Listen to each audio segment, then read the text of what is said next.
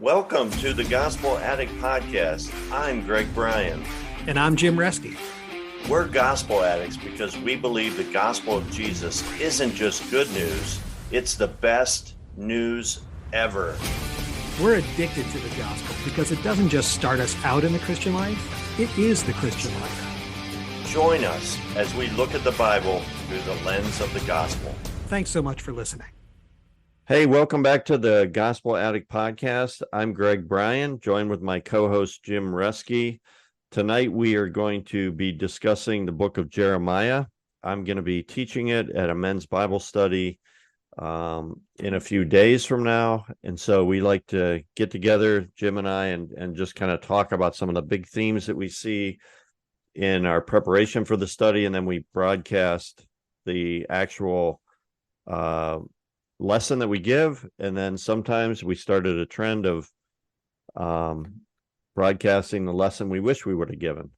That's so right. Jim, before we get started, how are you doing tonight?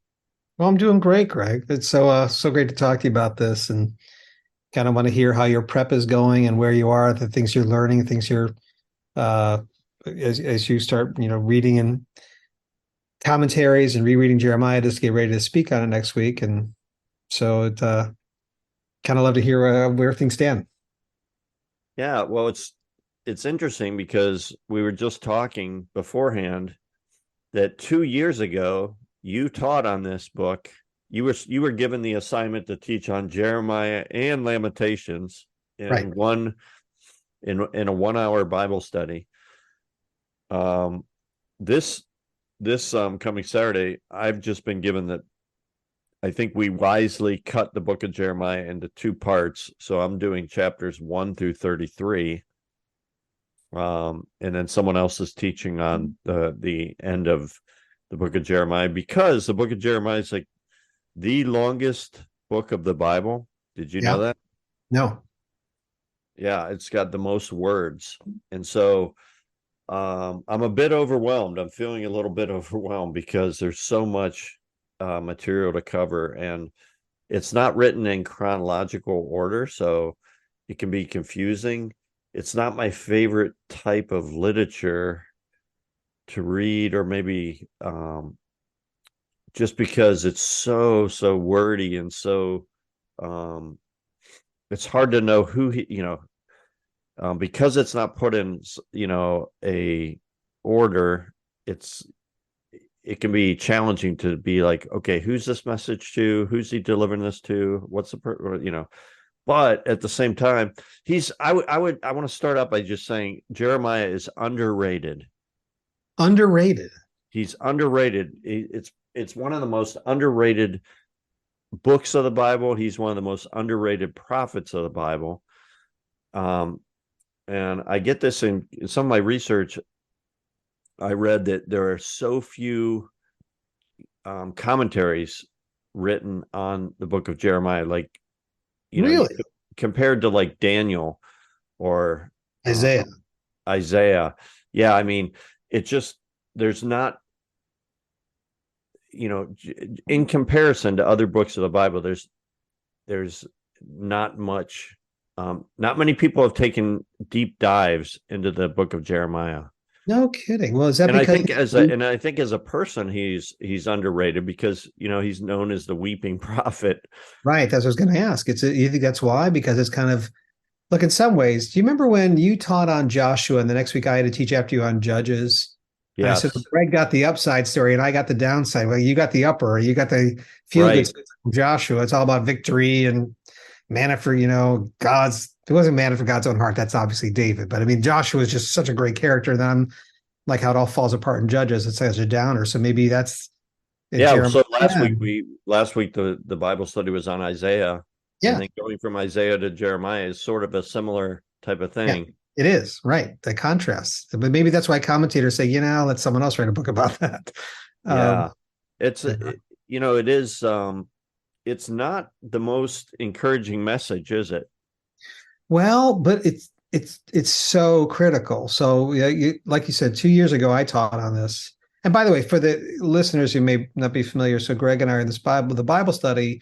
the whole approach is we read through the Bible, not in 1 year, which is pretty common. You find books, walk through the Bible and things. We take 2 years. But the Bible study has been doing this for 20 years, going through it again and again and again. And the patterns have varied a little bit, but now it's on a regular rhythm of every 2 years. So 2 years ago was my first time teaching at the Bible study. This is the 2-year mark.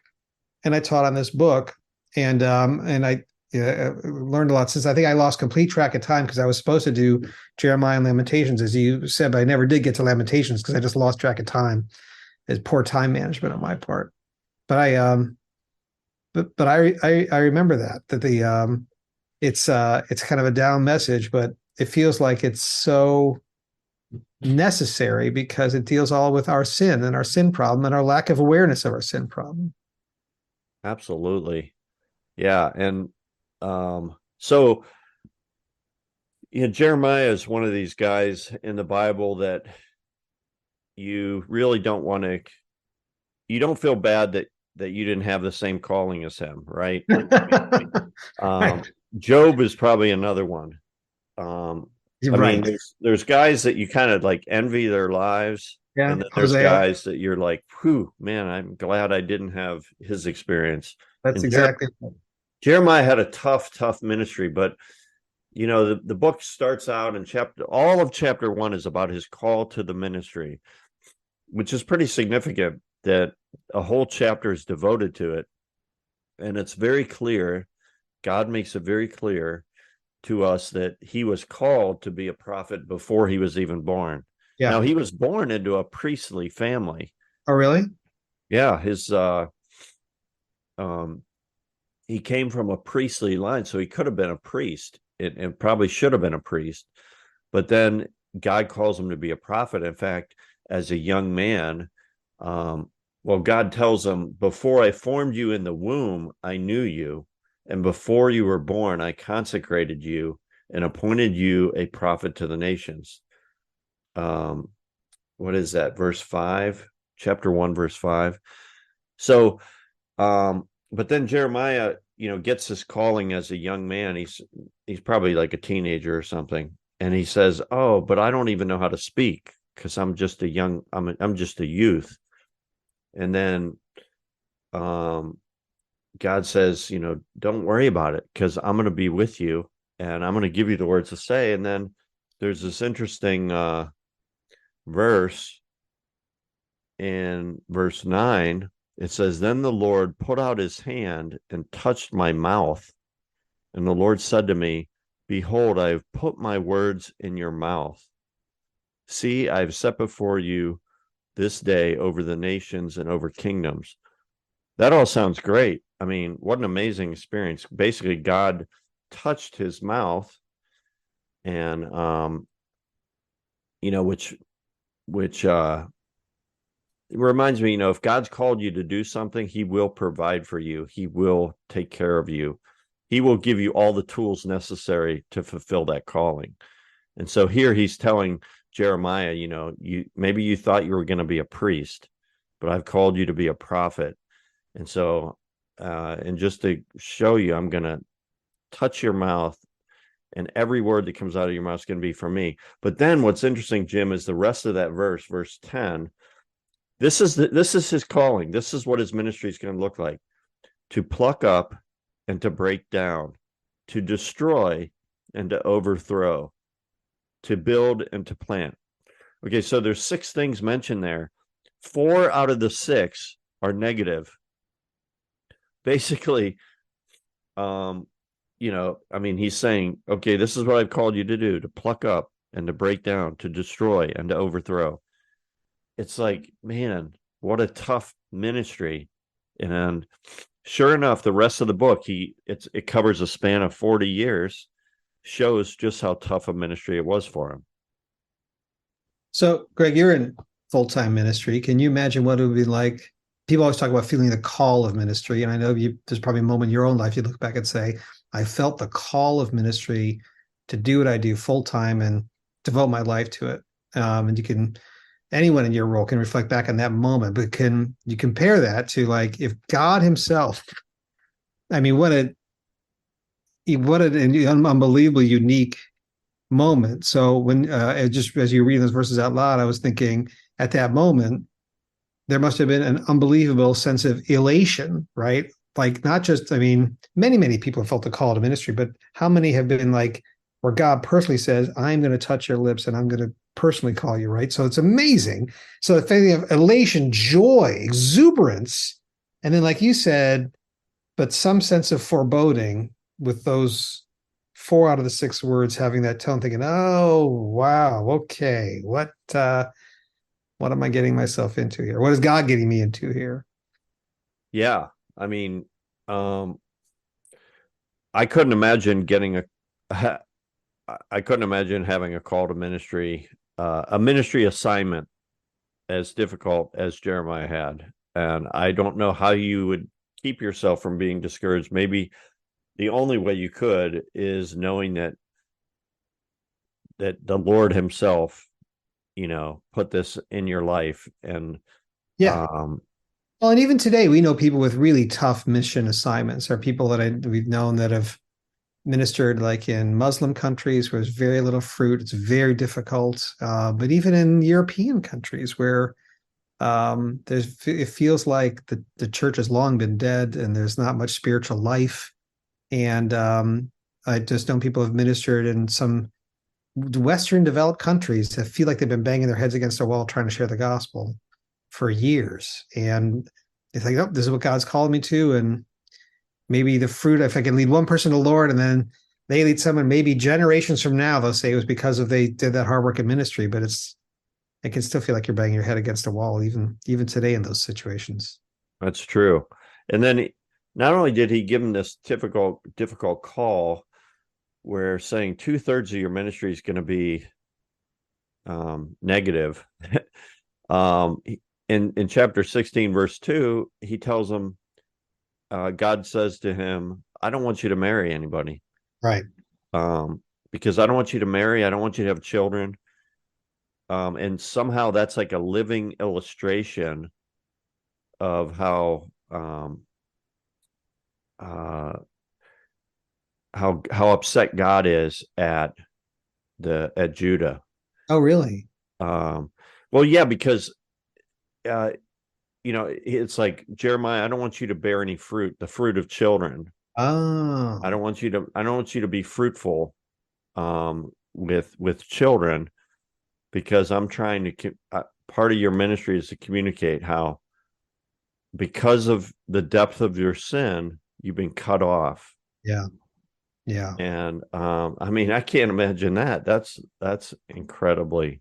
Well, then again, so that brings up the point that the book of Jeremiah is not about his message, or it's just as much about him, right, messenger, as it is the message. That's right. I remember that when I was in the commentary, I was talking about that. Like, there's so much about him personally in this book, about him, more than like a biographical kind of book, more than the other prophetic writings. And one of the commentaries I was looking at talked about how he might have only had like 2 friends.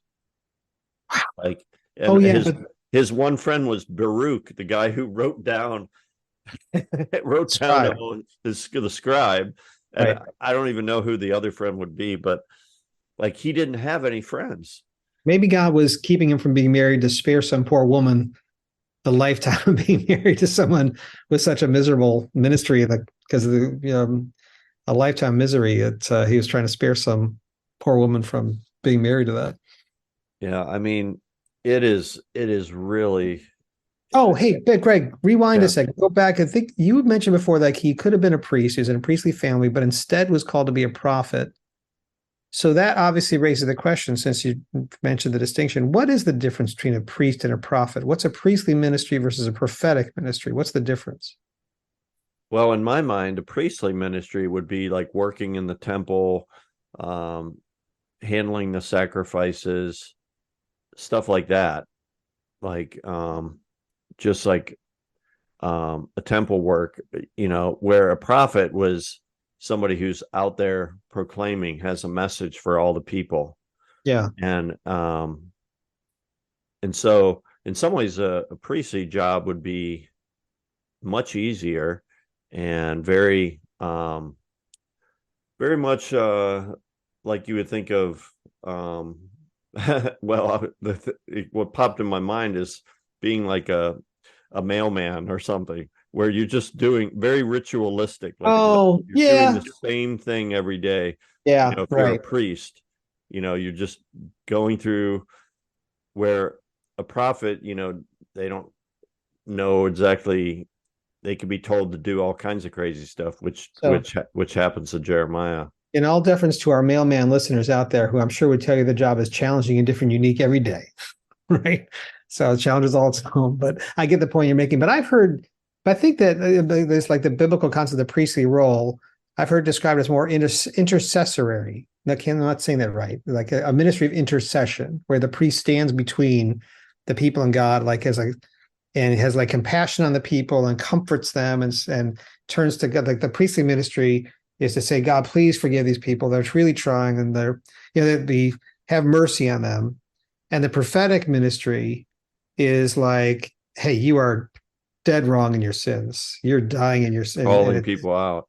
Calling people out. I'm gonna speak the truth to people who don't want to hear it. And because Jesus is our prophet, priest, and king, right? So there's the idea of Jesus is our priest, being the intercessory. I can't say that word right. The interceding for us. But also has a prophetic ministry of judgment, right? He's going to sit on the judgment throne. So That's good. That's good. But you do but I'm see. not sure I fully understand that. I just think that I've heard things about the distinction between that and the idea of and maybe just to your point, Jeremiah's thinking, hey, I've got a wonderful role. People like their priests, right? People like, oh, they're ministry of comfort, and it's probably much more popular to be a priest than a prophet. Right. That's a good point. That's really good point. Well, 2 years ago you mentioned there's two big themes in Jeremiah: I will punish and I will restore. That's right. Those themes come out. I will punish, chapter 9 verse 25: behold, the days are coming, declares the Lord, when I will punish all who are circumcised merely in the flesh. And then the I will restore theme comes out in chapter 30 verse 17: for I will restore you to health and I will heal you of your wounds, declares the Lord. Yeah, that's pretty interesting. But it seems like the I will punish theme is the 2/3. It's a much stronger theme in the book, don't you think?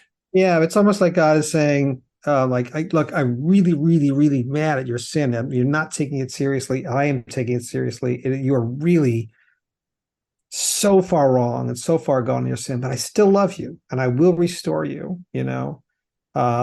Think about like when Jonah walked to Nineveh. Contrast that with that prophetic message. His whole message was like one short sentence, right? 40 days, Nineveh will be overthrown. Right? That's just the I will punish side of it. No nuance, nothing. Like you're all going to die. And they repented, actually came back. So God's message to Israel is like, I will punish sin. It will not go unpunished. You guys you have no awareness of your sin. You don't take it seriously. And it's such a theme of the Bible, such a theme of the character of God, saying, it is my universe. It is a moral universe. I wrote this law. I care about it. You are breaking my law. It is really, really serious. But I still love you. I will restore. I'll bring you back and I will find a way. Right? Even though your sin creates a separation between us, I will restore. I will bridge that gap and find a way. That reminds me, there's a gospel illustration that comes out from a verse in Jeremiah that I've often shared with university students through the years. Really? And we call it the well illustration. Really? You may have heard of the bridge to life, right? Yes. The bridge to life. This is called the well illustration, and it's based on Jeremiah chapter 2, verse 13. And the way this goes is when you have a conversation, you're trying to get at Well, the way I would start it with somebody is I would say, let me ask you a question. Do you agree with this statement that people follow, give themselves to, put their trust in, whatever they believe will satisfy them and give them life? What do you think about that statement, Jim? That sounds about right. That people follow, they will give themselves to, they will put their trust in, whatever they believe will satisfy them and give them life. Yeah, it'd be hard to argue with that. Right, right.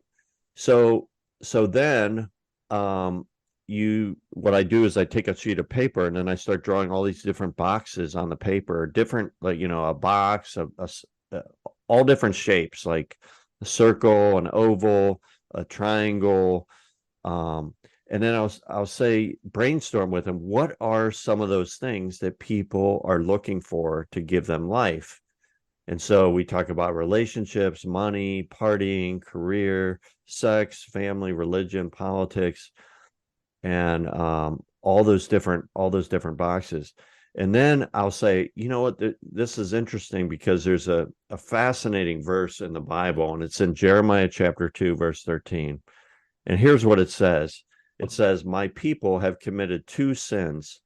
They've forsaken me, the spring of living water, and they have dug their own cisterns, broken cisterns that cannot hold water. Explain what a cistern is for the audience. Well, a cistern is like a holding tank, it's typically in the ground. It's built into the ground, but something, a place where you would hold water, right? Like a pool or something. But so then what I do is I go back to those, and what I failed to mention is, like, so I'll draw a triangle and then I'll put the word relationships in there, and then I'll draw an oval and I'll put the word, career, and then I'll draw another thing and put, all these different things that people are giving themselves to. And we look at them and we brainstorm together what those things are. Like, what do you see your friends giving their lives to? Good grades, whatever. And then after I show them this verse, I say, well, first I have to explain. We kind of talk through the verse. It says that there's two sins. What are those two sins, according to this verse? And it says that the first one is that they've forsaken God. The second one is they've dug their own cisterns. And that's kind of interesting because it shows that the complexity of sin, that it's not just turning your back on God, but they're actually digging your own cistern. Shows how much they're working to try to fill that void on their own, apart from God. Right. I never thought of they focus on the word digging. Yeah. So then I'll say, well, what does forsaking mean? And, they'll say, well, to abandon or to leave. And then I'll ask them about cisterns. Have you ever heard of a cistern? Do you know what it is? It's a huge container that holds water, like a big pot. And it says, and I'll say, how are the cisterns described in this verse? And it says, well, they're broken. Well, what happens when, if a pot is full of water and it's broken? It leaks, right? It becomes useless. Right. And so at that point, I'll draw cracks in all those little things that, the triangle, that has the word relationships. I'll draw cracks in it. Like, look, they're all broken. Yeah. These are things that people are giving themselves to, but they're broken. They're empty. They will never fully satisfy.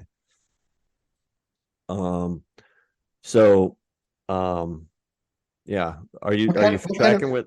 I am. Yeah, totally. What kind of reaction did you get from people when they saw that? Did the light bulbs go off? Did they kind of see or? Yeah. I mean, I think it's one of these, it's almost like a pre-evangelism illustration, because it gets people to think on a deeper level. Like, what am I giving my life to? Right. And then what you do is you draw another, like, let's say a circle, and then you put the cross in there. And that's the one thing that doesn't have cracks in it. Yeah. It's the one thing, and it's like a relationship with God. Now, there might be another box called religion, and then we could talk about the difference between religion and a relationship with God. Right, which can leak. If you're based on your moral performance, it'll always end up being leaky. Yeah. So then I'll say, well, how is God described in this verse? And it says that he's a spring of living water. And then I'll explain, I'll go to that circle with the cross in it, and I'll make it look like a spring, like it's spurting out water. Like it's a source. It's a water source. Right. Source of life. Right. And so we'll talk about what's the difference between a spring and a cistern. Well, a spring produces fresh, clean, healthy water. A cistern can only hold water. And then eventually it'll get stagnant and leaks, then it's not even doing that. Right. So then, then I'll turn to some New Testament passages where like in John chapter 4. Yeah. So the woman at the well. Yeah, the woman at the well. John chapter 4, verses 13 and 14, where Jesus answers and says to this woman at the well, everyone who drinks this water will thirst again, but whoever drinks the water I will give him will never thirst, but the water I will give him will become in him a well of water springing up to eternal life. And so anyway, you can kind of see where this is going, right? Yeah, absolutely. It becomes like a dialogue tool to just get them to think about what are they giving their lives to? Right. And so, yeah. So anyway, had you never heard of that before? No, that's really good. No, I haven't seen that as an illustration. Obviously, the verse is famous. I think the verse is good, and I think it's like you described it as like almost pre-evangelism, like setting the stage for it, because people feel like, yeah, I get your religion. You just want me to, be a better person, and I don't really want to hear it. But you're starting with them saying, what do you like? Your premise that you started with is inarguable, right? You're going to give yourself to these things that you think are going to do it for you. Yeah. And it could be different for other people. Somebody say that person's way too wrapped up in their career. I care about family. So you're okay. Family, put that in an oval, right? Yeah. They're too caught up in family. I just care about the giving to the poor. Okay. So you can, causes and accomplishing great, but you have something that you're looking to. Everybody's given their lives to something. Everybody lives for something. Everybody lives for something. And so, I think that verse is so key because in your illustration, your practice, you're setting up like the key human problem is idolatry. And I think, and this would be good to research before you do the talk next week, but it feels like, I just remember when I was studying it a couple of years ago, Jeremiah feels like he does this really expansive view of sin. In other words, you could say at the time, those people could have said, look, there's the 10 Commandments. Sin is, and people do this today. Breaking God's law. Telling a lie, hurting someone's feelings. I haven't killed anybody. Cheating on your taxes, like stealing money. Yeah. In other words, sin is discrete bad acts. Yeah. And I haven't done those, right? I pay my taxes and I haven't killed anybody and I'm a pretty honest person. And so and they define sin so narrowly. And when he comes along and it's like this, you created you've given your life to the wrong things. You love the wrong things. Not that you do the wrong things, you love the wrong things. It's such an expansive definition of sin, right? And I think it's there in the 10 Commandments too. Like you should have no other gods before me. It's not like he's making it up. It's not like he's creating something new, but like he's telling people like, look, sin is your sin problem is way, way, way worse than you think it is. It's way worse than you want to admit to yourself. And you can tell yourself, I don't do these little things, so I'm fine. And that's kind of what happened in his ministry. He would point out these things they're doing, and they would come back and say, what are you talking about? What have we done? What have we done that's so bad? And they just were totally unaware of their own sin and the depth of their sin problem. When you taught this, you brought that up, the lack of awareness of their sin, and there's some verses. Do you remember what those verses were? Yeah, there's this great passage. Look, I mean, so like there's a bunch of passages where he is like saying, "Look, this is what you're doing wrong," and he doesn't pull punches, right? That's why they hated him so much. That's why he was the weeping prophet, you know. Yeah, so that's there's one Jeremiah 7:31. Yeah, For from the least to the greatest of them, everyone is greedy for unjust gain. yeah, that's chapter 6, verse 13, actually. But keep going. I'm sorry. That is chapter 6, verse 13. And from prophet to priest, everyone deals falsely. Yeah, so they're cheating each other in business, right? So that's like, greed and that kind of stuff. But then it gets worse. Right, 7 verse 31, right? It says what? And they have built the high places to burn their sons and their daughters in the fire, which I did not command, nor did it come into my mind. They were doing child sacrifice, just like all the cultures around them were. My crops will grow better if I give up one of my children and throw them in the fire. I mean, it's horrific. It's horrific. This is all happening in Jerusalem, right? This is right before the fall of Jerusalem. Yeah. Basically, Jeremiah is living during the fall of Jerusalem, right? He's predicting it. And he actually witnesses it happening. Yeah, there's a great verse from we will get to in a minute here about one of the guards that sees it so more clearly than they do. But just to continue on this theme, like in Jeremiah 2, he talks about on your skirts is found the lifeblood of the guiltless poor. So they were like taking advantage of the poor. So the whole spectrum of sin, right? Just awful. And then my favorite is in chapter 16. Wait, is that the one? Chapter 16, 10 to 12. Yeah, that's it. And he says, and when you tell this people all these words, and this is God talking to Jeremiah, and they say to you, why has the Lord pronounced all this great evil against us? What is our iniquity? What is the sin that we have committed against the Lord? What have we done wrong? What have we done? Meanwhile, they're sacrificing their children. That's right. But they have absolutely zero awareness of their sin. They're like, what? What are you talking about? What have we done?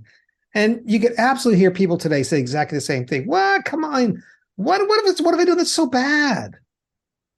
And then actually the next verse that follows, God says to Jeremiah, then you shall say to them, let me tell you everything you've done. I'll list it for you. Your fathers have forsaken me. They've gone after other gods. They've served and worshiped them. You've forsaken me and not kept my law. You've done worse than your fathers.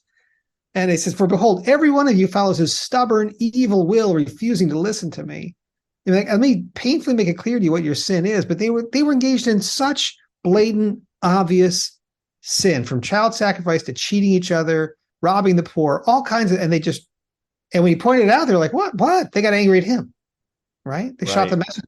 They're like, we don't want to hear that. But the complete, utter disbelief. Like, I don't know what you're talking about. I don't know what you're talking about. So our ability to fool ourselves and not see the sin that we're in is, I always say this phrase, Greg. You heard me say, I know you heard me say it. Self-justification is bottomless. Yes. Evil dictators think they're doing the world a favor. I mean, people that are do all unspeakable evil say, I don't know what you're talking about. Right. And that's kind of what he's doing here. So that's why I love that cistern when you're talking about, because then it's like, it kind of starts there. Like your chief sin is idolatry. It's not just that you do the wrong things, you love the wrong things, right? Yeah. You build your life on the wrong things. And I've never seen the well illustration. I think that's a good visual way to show people, like, look, you're building your life on things that will fail you. Yeah, and it says that they dug their own cisterns. Now think about if you and I were to go out in our yard and dig a cistern, we're not gonna that's not an easy job. I think you could find pictures for your talk, like of real cisterns in the middle, because it's an arid climate. So when it rained, they wanted to capture all the water. And in my memory, I've seen they're huge, because you want to get the rain, because you might have like a month without any rain. So the thing that strikes me though is how much blood, sweat, and tears people put into giving their lives to the wrong thing. Yes, that's it exactly. It's because not only is self-justification bottomless, being your own savior is horribly hard work. The burden is so hard. That's when Jesus comes along and says, take my yoke. My burden is easy, and my yoke is easy. My burden is light, because he does the work for us in the gospel, right?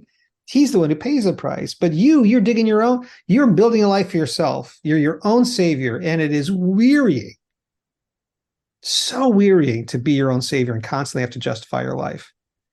So I think it's interesting you do that as illustration with college students, because when you're young, it's so easy to say, oh, no, you don't understand. I'm going to have a great life. I'm building a great life. And I keep digging, dig for 40 more years, dig for 30 more years. Right. Watch people who built their life on career, watch everything fall apart around them. And I think it appealed to it worked with college students, and this was a very effective. It's effective for a couple reasons. One is it's a dialogue tool, so it allowed me to get to know them. Yeah, that's good. It's not like me just reading a booklet or something like that. Right. You're actually doing this together. Like, I'm drawing a box and I'm like, what are some things you see people giving themselves to? Oh, they're academics, right? Relationships, sex, So I think it appeals. It's interesting because when you're 18 to 22, your cisterns are. I think what you're saying is your cisterns may be smaller, and you're still digging. And hopefully you think still digging. Other people have failed. Yeah. They may be, somewhat simplistic, like, academics, for example. Right. Where as you get older, your cisterns get bigger and maybe more complex. And actually some of them are like, we give ourselves to good things, but if we make those good things into an ultimate thing, if we make them into an idol, then that's just as bad as giving our lives to the blatantly wrong things. Yeah. Or it can be just as harmful. So you also brought out 2 years ago that the idea about sin is more complex.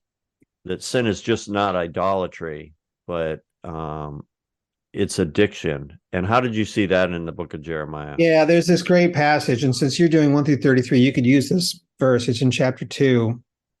Because again, they're like in total denial of their sin.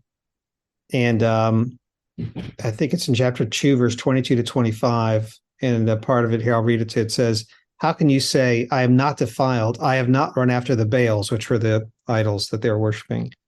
See how you behaved in the valley. Consider what you have done. You are this language is really raw. It's really vivid. I think a lot of people who don't know the Bible say, I didn't even realize this kind of stuff was in the Bible. It says, you are a swift she-camel running here and there, a wild donkey, accustomed to the desert, sniffing the wind in her craving, in her heat. Who can restrain her? Any males that pursue her need not tire themselves. At mating time, they will find her. It's like it's sexual addiction, right? Right.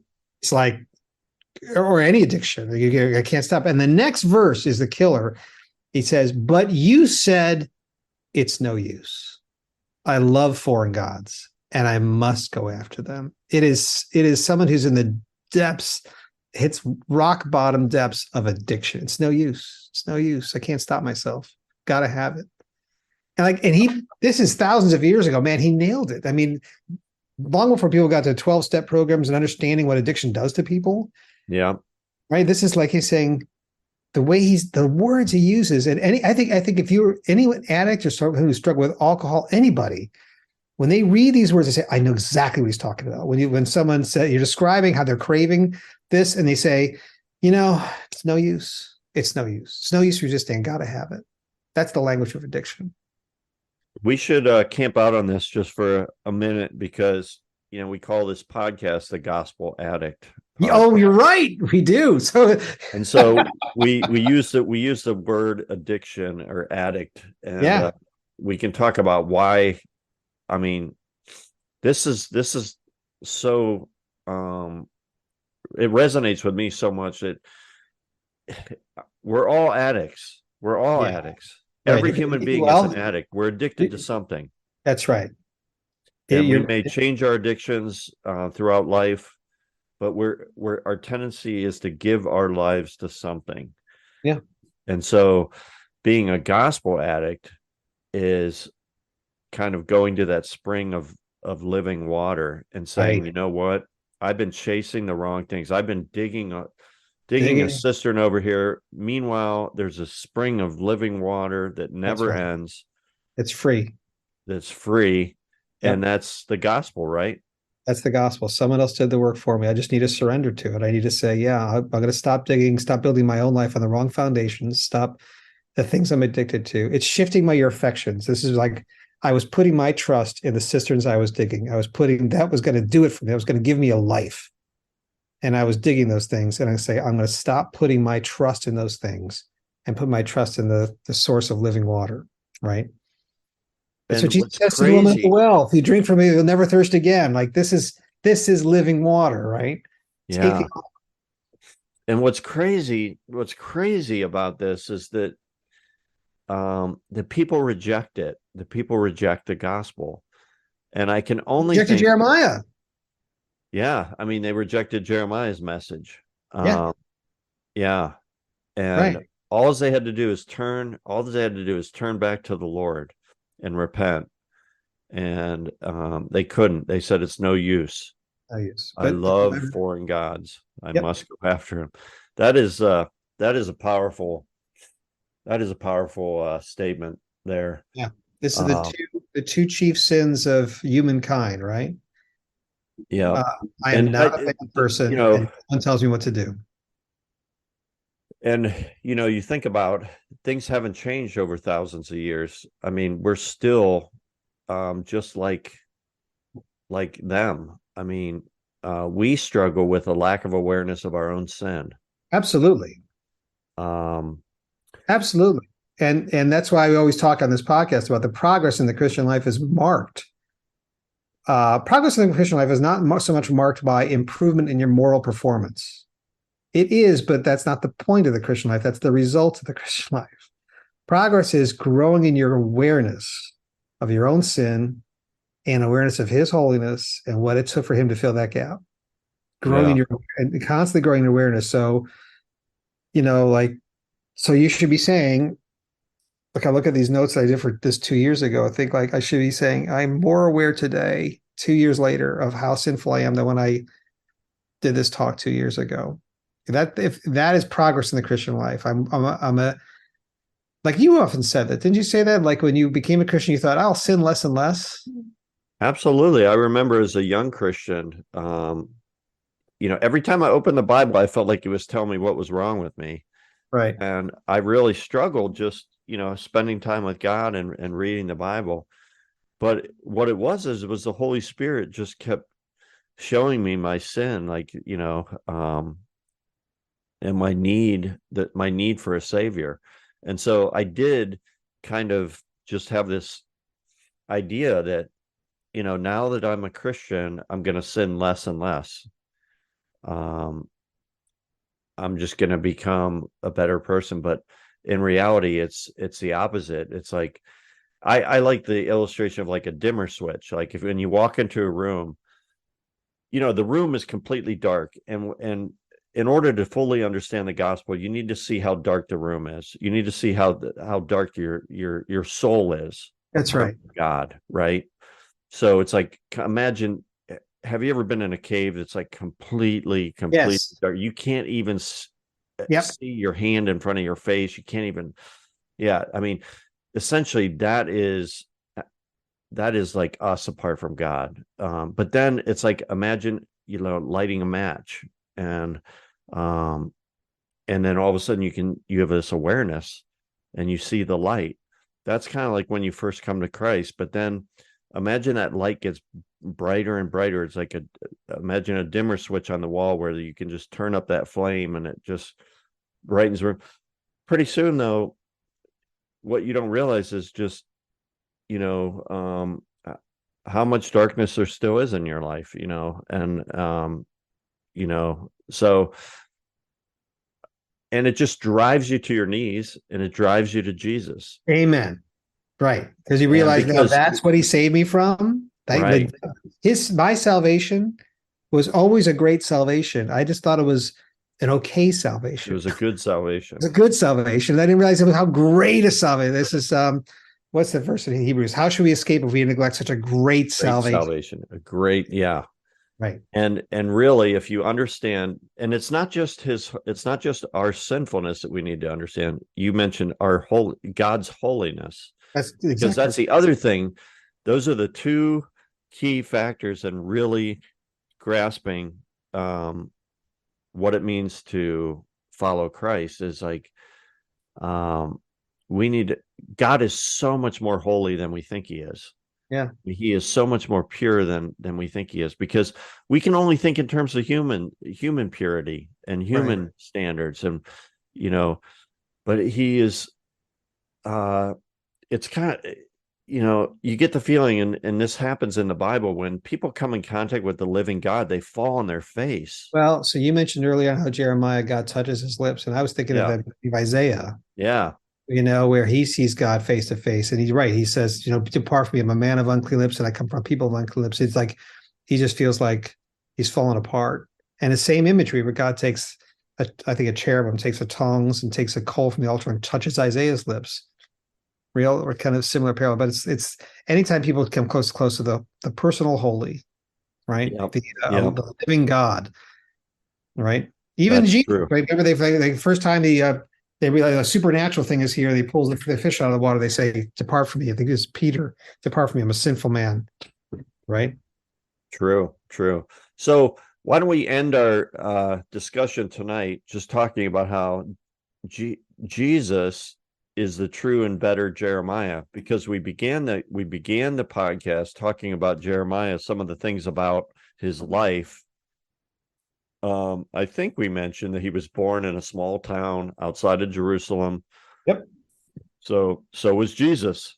He was born in a small town out. We mentioned that Jeremiah's never married. So was Jesus. Jesus never married. Right. We didn't mention this, but according to church history, he was carried off to Egypt, right? Yeah, towards the end of his life, he was carried off to Egypt, but he was actually probably died in Egypt. Right. That's right. But he was carried off to Egypt. Well, we know that Jesus was carried off to Egypt as a young boy. That's right. What were some of those other characteristics, Jim? Well, so Jeremiah's message was not just for the Jewish people; it was for all the nations, because a lot of the message is actually very political. Talks about all the other nations, and of course, Jesus was here to, not just for the Jewish people, but for the Gentiles as well. So his message was for the salvation of the entire world. He was a weeping prophet, and then we know in Isaiah that that Jesus was a man of sorrows, acquainted with grief. That's right. That's right. But both rejected in their hometown. They were both rejected in their hometown. Uh-huh. They were both, the religious leaders conspired against them. Yep. Against both Jeremiah and Jeremiah was beaten, mocked, and convicted in a show trial. Just like Jesus. Left for dead in a hole in the ground. Jeremiah was actually lowered into a cistern, left for dead. So just like Jesus was left for dead in a hole in the ground in his tomb, in the same way. Yeah. So, isn't it cool just to think about all those parallels, but then to think about how Jesus is the true and better Jeremiah? And I think we see this theme throughout the whole Bible, especially in the Old Testament, that everything in the Bible points us to Jesus. That's right. And the whole thing. He's the true and better Abel. He's the true and better, Adam. He's the true, you can better Job, true better Jonah, true better David. Yeah, absolutely. Almost in every story you can find parallels, but Jesus is the true and better, because he's the ultimate.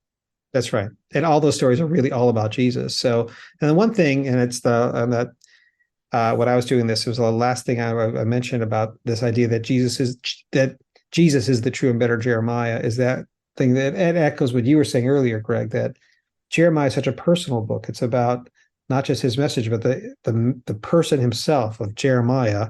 And if you read Jeremiah, everyone in the book is evaluated in terms of their relationship to Jeremiah. It's from his scribe to the kings. Everybody, they're all other characters in the play, but everyone is evaluated in terms of their relationship to Jeremiah. And in the same way, we are all evaluated in terms of our relationship to Jesus. Thanks for listening to this episode of the Gospel Addict Podcast. Feel free to contact us via email at gospeladdictpodcast@gmail.com. Stay tuned for our next episode, and remember, on your worst days, you're never beyond the reach of God's grace, and on your best days, you're never beyond the need of God's grace. See you next time.